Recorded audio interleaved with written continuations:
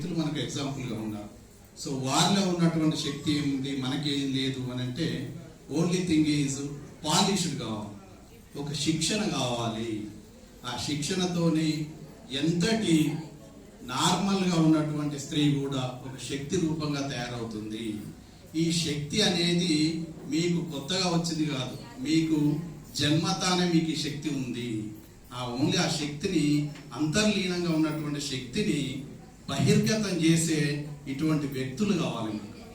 ఆ వ్యక్తులు చెప్పే విషయాల్ని మీరు చాలా క్రమశిక్షణతో, నమ్మకంతో, ఇష్టంతో వినాలి, పాటించడానికి ప్రయత్నం చేయాలి. సో అప్పుడు ఖచ్చితంగా ప్రతి వ్యక్తి కూడా ఒక శక్తిగా తయారు కావడానికి ఆస్కారం ఉంది. నేను ఎక్కువ సమయం తీసుకుని, మేడం గారు అసలే టీచరు, వారి పేరే రాజకుమార్. రాజకుమారి అంటే ఏంటి, ఎవరు అడ్డులేరు, పేరే రాజకుమారి.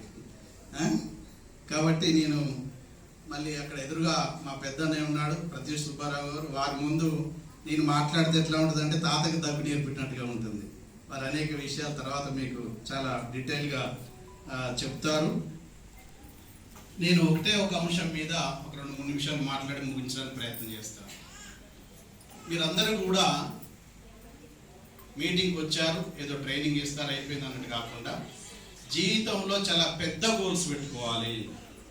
నేను ఒక డాక్టర్గా, నేను హోమియోపతి డాక్టర్ని, సైకాలజిస్ట్గా ఉన్నాను. నేను ఈ వేదిక మీద నుంచి మాట్లాడుతున్నానంటే ఒక ధైర్యవంతమైనటువంటి సంఘటన మీకు చెప్పాలి ఈ సందర్భంగా. కరోనా అనేది మీకు అందరికీ తెలుసు.